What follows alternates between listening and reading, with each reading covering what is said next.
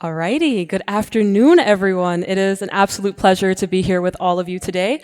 My name is Janine, and I am the host of the E-commerce Berlin Expo's official podcast, Behind the Click.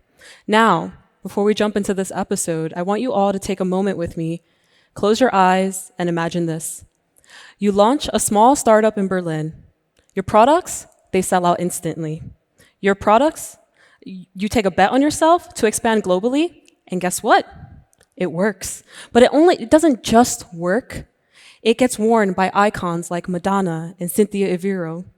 And it gets so big that even industry giants are trying to copy your playbook. This isn't a dream.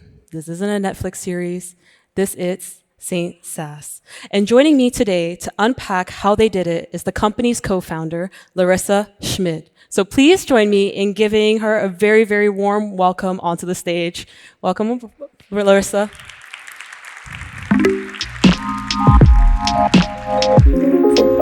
Hello. Hello, hello. Yeah, perfect. Awesome. Welcome to the podcast. Hello, everyone. I'm super happy to be here It's a pleasure to have you here. And we aren't like a time crunch, so I want to just jump straight into it. I am super ecstatic to have you here because I find it so fascinating. You're a brand that's from Berlin that has gone global to pop culture icons like Madonna, Cynthia Erivo, Charlie XCX, Meghan Trainor, and so many more. So the first question I have is, how'd you do it? How do you get these icons wearing your products? I mean, it's a very big question, of course. Yes. At the end, it's the sum of everything we've done before. But I would say what was always our goal from the beginning is to build a brand that has cultural relevance. And we didn't start by thinking, okay, how can we build a brand that Madonna wants to wear? We thought, okay, how can we build a brand that is social shareable and that people want to be associated with? And I think this is actually, the main reason. And at the end, our products, especially our statement tights, they have statements on them, and they are bold. They kind of represent your character. So I think also the stylist of the celebrities, and it always works with stylists. Mm-hmm. They like our products because it basically shows who the celebrities are, and they kind of can show a part of their personality. And I think that's why also our products are quite, loved by stylists. And at the end, if you have one star, like one mega star like Madonna, you then have kind of like an effect, and every other celebrity that was after her always wore the same tights that she did. So it's always, working like that as well. Okay, fair. And that's quite interesting because when we're talking about getting them into it and creating this cultural relevance, I'm actually kind of curious to understand what the actual impact also of someone getting photographed, a celebrity getting photographed in your products. Did you see automatically, now sales have significantly increased, or was it more of a slower effect? So it's pretty different because it depends a lot if the celebrity tags you. Mm-hmm. Or if after that a lot of fashion magazines tag you. If they don't tag us, the effect is way less on revenue. And I'm now talking only about revenue. Yeah. For Madonna, it had a huge effect because she also tagged us. And a lot of, PR picked it up. So we were on Bild the day after. We were in Sat.1 Frühstücksfernsehen, Wirtschaftswoche. So we were basically everywhere, like PR-wise. Yeah.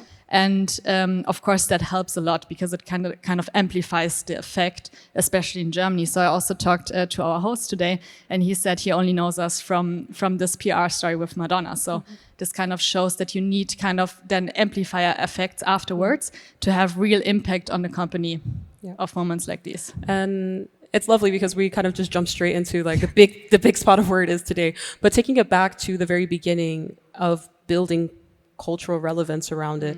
What does that actually look like? And I'm kind of curious to even take this away from just the branding perspective and saying we want to build cultural relevance, but what does that mean tangibly on a performance of the startup? What did you tangibly have to do to create cultural relevance? Yeah, quite hard question.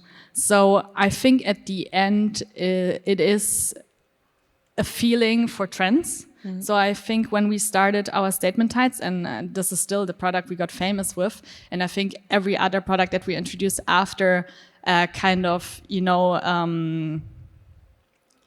is still on the effects of the statement, as is working because of the effects of the statement heights. And I think for the statement heights, we just had a really good timing. So the product was new, so there never was something like this before. And it also had a big, cultural impact because, the statements are very female focused. They are very bold. They're independent, like showing independency. And I think that's just something that women like us want to show today, that we are independent, that we can be whoever we want to be and express ourselves.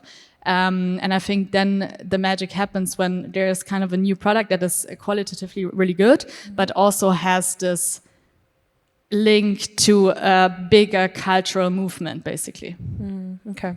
And this is the thing, though, because, when you started, you more or less started with essentially the statement heights specifically, and you put them out onto the market. But what does that look like then for all of you when you were creating, for example, the performance ads campaigns? What were the things that you were focused on in the very beginning to realize, yes, okay, we hit the nail on the head with this particular trend. We've identified that this is working and this is how we move forward.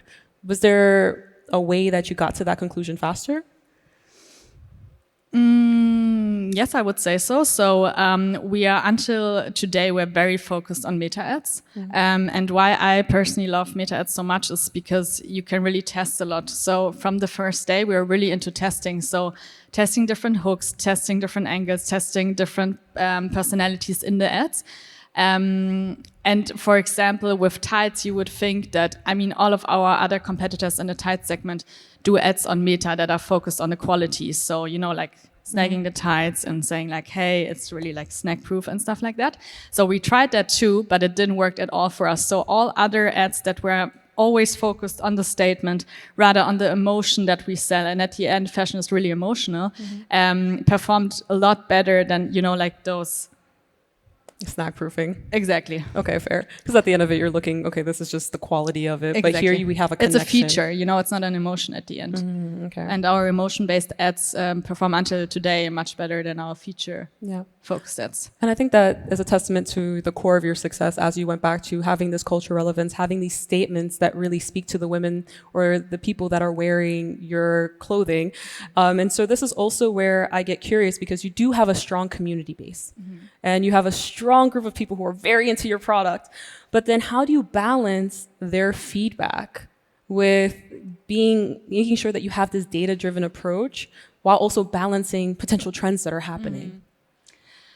So first of all, I think their feedback is one of the most important factors, to be honest. So until today, for example, last week I did 20 customer interviews, and tomorrow and on Friday I will do this again with our team, and we're doing it on a constant basis, because to be honest, there's always something new, especially when you're always, launching new products. So I think this is super crucial, especially for marketing, because you always want to understand who are your personas, what does their life look like, what products do they use, what brands do they use, why are they buying with you, not with other brands, why are they not buying a second time and stuff like that. So it's super important, but I would say more on a qualitative view as well. So we try to also quantify this feedback. So every time when we launch a new big category, we always do qualitative and quantitative interviews. So we always also ask a lot of doing type forms and stuff like that, and ask a lot of our customers and really send them the designs basically and ask them, hey, what would you like more?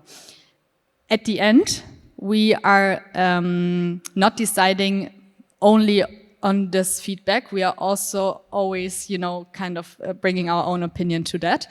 So we also had cases, for example, with our slips, that we wanted to do in other colors. So we only had black. So we wanted to do red, white, and pink.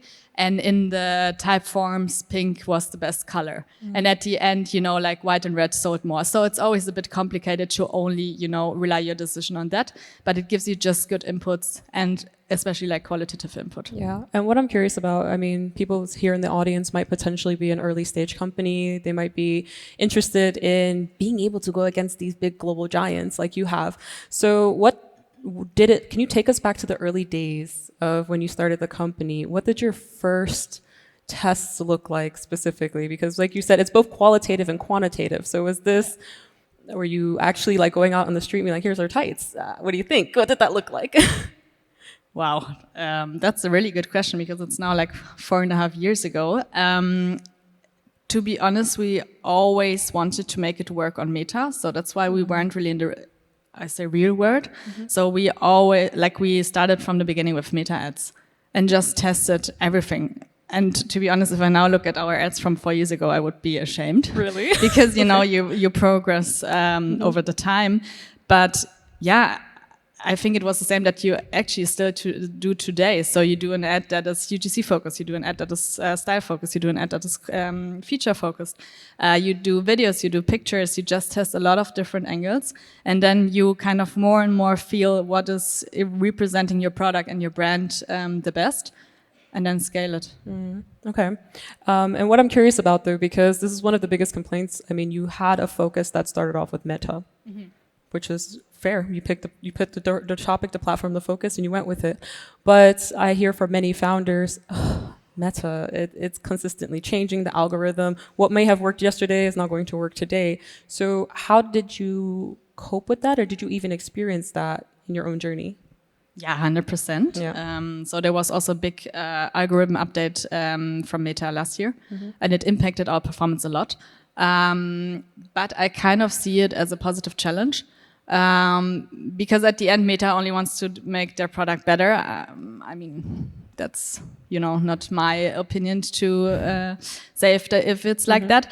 But I think with new circumstances, you always have to kind of reinvent yourself and find new angles that are working. And I see it as a cool challenge because we never, are happy with the status quo. We always have to improve further. And I think that's really cool. And especially with having like big brands competing with us and copying us, I think that's one of the, biggest strengths of our company, that we are super fast, that we are a super small team, that we can change things like instantly and have new ideas all the time. And that's why I rather see it as a positive challenge. Yeah. Or at least that's what I tell myself, Whatever helps you sleep at night. No. I believe that is a positive challenge. This is where I also find it interesting to unpack that a bit more, because as you've mentioned, smaller company, you're trying to run with the big giants. They're here to play as well. And so how do you compete against them? Because one of the things that comes up is, for many companies, they have a bigger ad spend budget than you do. So can't they just outspend you to get the customers? And then we'll start there, actually, because I have another point after this. But do you have a point around that? Can they just outspend us? Probably yes. I think our advantage was that it was basically a new product and we had some time to kind of build our brand. So it was very clear for us from the beginning that we really have to be very fast. We have to go into different markets, and we really have to focus on our statement titles so that we are basically the original. That's basically also what happened now when Calcedonia copied us. We already had the reach, we already had the brand, and could say, hey, we are the original, and a lot of people picked it up. And I think that's super crucial, because when you're in the early stages, you don't have this reach, you don't have the awareness. So we were kind of lucky that it took so long, like 4 years, to copy us, because we could, we had the speed and we could build up our brand before that. Yeah. And that was very important, I think. Yeah. And you've already hinted at a point that I would love to get to in a moment. But I'm also still trying to make sure that we really concretely talk about the performance aspect of the company, especially because I think that's something that's tangible for the audience to really leave with tools and tips as to what they could be doing for themselves if they were trying to start off a small company, but be one of the originals in the first. So even taking it to when you decided to expand to the US, for example, I found this quite interesting, because you said, okay, you started in the US with essentially more or less a gut feeling and about 100 euros a day to spend on ads. If you had to do it again today, looking back at what you did then, would you approach it differently, or do you think the way you approached it was exactly the way to do it? No, I would actually do it exactly the same. So, what did you do then? So our testing approach is very lean. So before we go into a country, we always test with a very small budget on Meta. We just take the best performer of Germany. And only if the country shows any potential, we then, optimize shipping, we optimize the website, we maybe look for like warehouse solutions and stuff like that. But we did that in the US, I think, like after hitting 1 million in revenue. So it takes us, of course, like shipping and website we optimized before, but really going into that and going deep down, because I think so many brands want to go internationally and already invest like $100s into logistics, team, and everything. And I think without having a signal that the market really needs your product. And we test until today, like every new market that we go into, it's basically the same setup. Yeah. And I'm curious, what exactly were those signals that gave you the sign, okay, this is the market? You see it quite fast. You just see if it basically has. So in the US, it was quite interesting because it basically had better performance marketing KPIs than Germany had. And to that day, we were already 2 years in Germany. Oh, wow. So this is a strong signal for me. Yeah, 100%. Yeah. And then curious then after the fact, because what you mentioned already is before even bothering to set up all the operations and spending a lot of investment to get things set up there, you start off relatively lean. I think one of the concerns that oftentimes comes for people is they're scared to piss off their customers. They're scared to potentially give them a long shipping timeline or things like that. So how do you see that from your perspective when you were approaching and when you are approaching entering new markets? I think that's the most important counter argument to that. But I think at the end, it costs us more to invest so much money upfront than pissing off, like a few customers. And at the end, what does pissing off mean? They still get their product from Germany. It takes now, I think, like 5 or 6 days, so it's not that long. And at the end, we also always took customs. So we just didn't figure out the way how we want to do it in the future, like from the setup. So. Okay. Gotcha. You can deal with that. Yeah, exactly. Okay. And now I wanted to go back to the point that you brought up because the big giants copying you. So I found this interesting because, for example, you really introduced the statement sites back in 2022. And then Calzedonia launched its Wiesenprozessen tights, which was very reminiscent of what you are all doing back for their 2024-2025 campaign. And so I know everyone says, imitation is the sincerest form of flattery. But for you, how did you feel when you saw that campaign at first? Yeah, it's always a shitty feeling, of course, if one of the biggest, tights companies copies you. I have to say, I also found it a bit funny because they really took like our small, I'm from Munich. So I introduced for us the Oktoberfest edition because I thought it's kind of, cool and funny, but it never took a lot of our revenue, because it's a very small, at the end, audience that kind of is interesting in.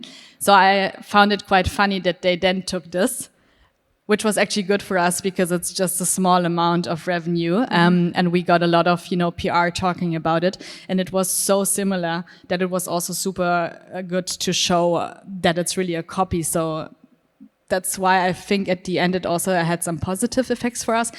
But still, we were super afraid that they will take that further. And then it's a problem for us, of course. Yeah, of course. And I guess the challenge around that is how do you defend yourself in that situation? Because it's technically not an IP, is it? No, you can get an IP for the exact statement. So they cannot use the exact statement on the tights, but that's basically it. Okay. Yeah. Okay. So this is then where it brings me to the question then is what options did you realistically have then to react in that situation? What could you do? Yeah, that's what I said previously. I think our biggest advantage was that we already had the reach that we had. So the only option for us was to take our voice and do content about it. And that's what we did. And due to the fact that we have a really, really good and strong community, this had a lot of awareness. And that's at the end the only thing that we basically could influence from our side. And did your community actually step in to also defend you all in the process as well? Like, was it a... Yeah, that was really super cool. We had a lot of orders. The revenue increased a lot because people really wanted to, they didn't even knew us before, but then they wanted to support a German startup. So that was, of course, a super cool side effect. Yeah. That's really interesting because it really shows that the power of community was such a testament also to you all in this situation, but also a testament to your growth consistently throughout. And so this is where I am always curious, because people are like, oh, just build a community. You just have to just start a brand and build a community. What does it actually mean to build a community, but in a way that is systematic and operational so that it really also feeds into the company in terms of revenue? Yeah, I think community is always also such a big word. So when I would start from the basics, I would say do a brand that people like to be associated with. Okay. People want to wear, people like to talk about it, people that see other people also wearing it, you know, they feel the same. And I think that's the basic of community. At the end, I have to say, we are not really doing something really strategically in terms of our community. I think that's just how we build our brand, how we do our communication, how also Vivian and I are very, you know, in front of the camera and showing that who is behind the brand. And I think all of these factors kind of, you know, build the sum of our community. Yeah. And is there a way, though, that you've been able to, because I know you said it's not the specific focus or strategic focus, but is there a way that you've been able to potentially quantify the outputs? So, for example, I know you've shared with me that you all use your personal accounts as well to push out content and marketing, and that's also quite successful for you. So is there a way that you've actually identified on an operational level that this works well for XYZ amount of conversions, for example? What do you mean now exactly? Like our... Yeah, so like you have your personal accounts, and then you'll run a campaign potentially through your own account. Or have you been, typically people will just do that through their company accounts. Yeah. Right? Okay. But you're doing it through your personal one. So yeah, so this is something that we see right now a lot on Meta, that partnerships ads are really working super well for us. The best ads that we have right now are working with our accounts, so through Vivian and my accounts, but to be honest, also through UGC accounts that we're using. So just UGC creators that we ask if we can take the content through their private Instagram accounts. And that's also, again, an advantage of a brand who people want to be associated with. So people think it's so cool that Sass pushes the ad. So a lot of people have to pay a lot of money for that UGC creators or content creators let them, you know, take their personal Instagram account. But people rather see it as something that they achieve, that they're, you know, so cool that they got shown with our brand, basically. And I think that's also something that some people kind of underestimate what value this can bring. And this also, you know, Madonna and everything also pays on that as well. Yeah.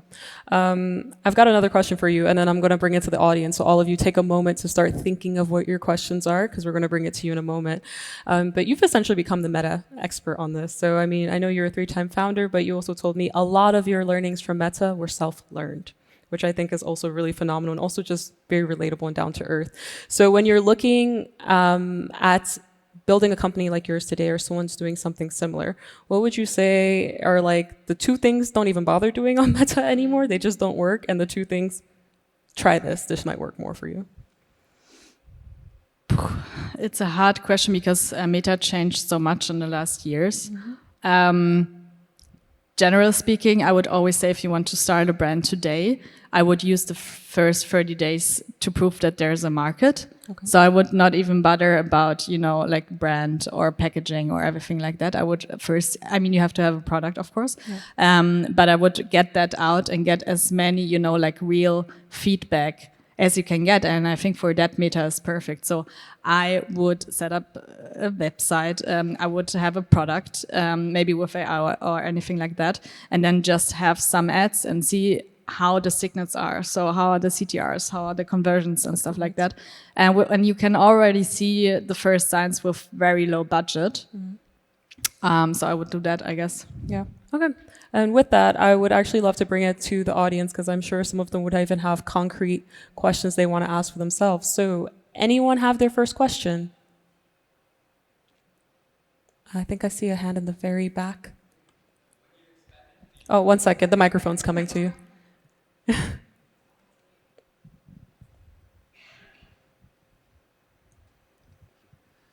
When you expanded to the US market, did you ship everything from Germany, or did you have your own warehouse in the US as well?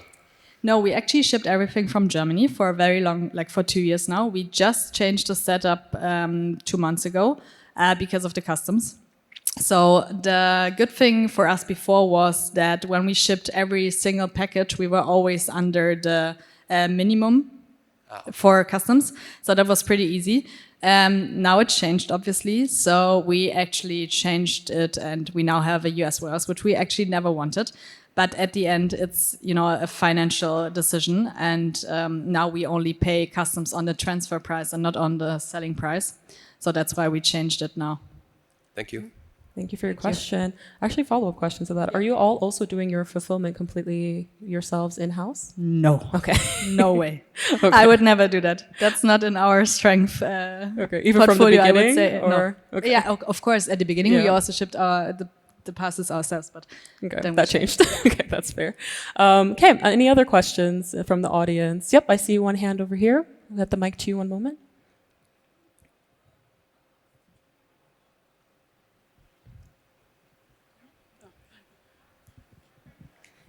First of all, thank you both for the talk. Following up with that question, I also wanted to know if you had like a specific example where it didn't work, like you tried to incursion in a new market and it didn't work. Like how long did it take for you to know that it wasn't going to be a go? That's a great question. Really great question. So, for example, we tried to knacken Australia very long time because we have a very seasonal product with tights. So we sell them mainly September to December. So we thought, okay, hey, maybe let's use Australian winter and try it there. And this didn't work. So we had some tests that were quite promising. But then after some weeks, we just saw we can't make it work. Also because the shipping costs for us were so high that on a CMT basis, it just didn't make sense. But also performance marketing wise, we saw there are just not enough signals for us right now. Thank you for your question. I see another hand over there. And while the microphone is making its way over there, I think I'm also be curious to understand a little bit from your perspective. I forgot my question actually. The mic made it anyway, so we'll just take it from there. Well, with this exception this time, as everybody talk about AI, so do you do anything about this? I mean, of course, we're using it AI. For me personally, I'm very sad because I would want to use it for image generation, but we are very restricted to that because our lingerie is very at the end, showing on bodies, and that's quite difficult to do still, or to do it in a good way. So that's why I'm a bit sad. So if anyone has hacks here, I'm pretty open to that. But other than that, of course, we are trying to implement it in our processes. Any other questions? Because I also remembered mine. There's a hand up here in the front. So while the mic is on its way over, my question related to your team, because you're a very small team, but you are doing great impact. So what is it like actually making sure, like building out your team, but also making sure that you're operationally super efficient to be able to have the outcomes that you have?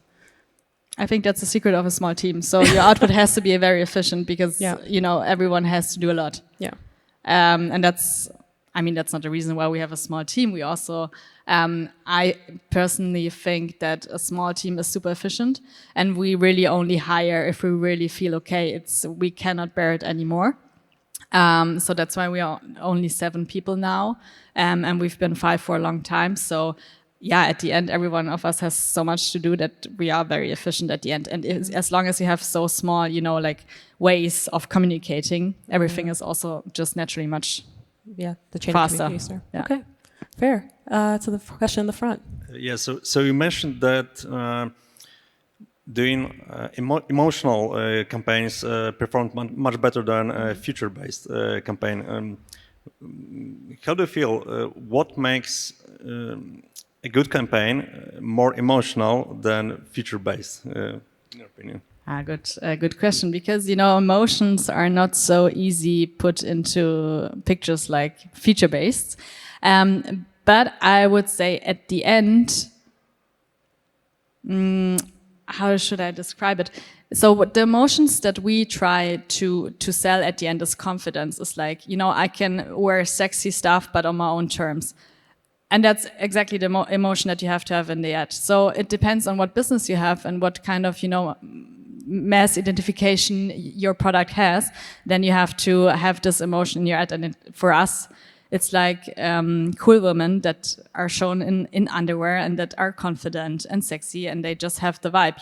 We are not doing that much with captions or stuff like that. It's just the person itself, basically. All right. So it's like pulling out the layer between you or the person who's in the ads and the person who receives it. Exactly. All right. Thanks. Thank you. We have time for one more question. I see a hand right in the middle. Thank you very much for the talk. My question is about how there's an increasing trend of AI chats or models becoming the next influencer or influencing us during our conversations that we're having and trying to take decisions and finding the right products and what fits to me. So these conversations can be very long and very personal. At what moment do you maybe agree or disagree that small brands might have an advantage in participating in these conversations or in leveraging these models or figuring something out that larger brands might not be looking at when people are taking these, looking for the right product or looking for the right brand or re-engaging with a brand? Wow, good question. To be honest, I haven't thought about that much.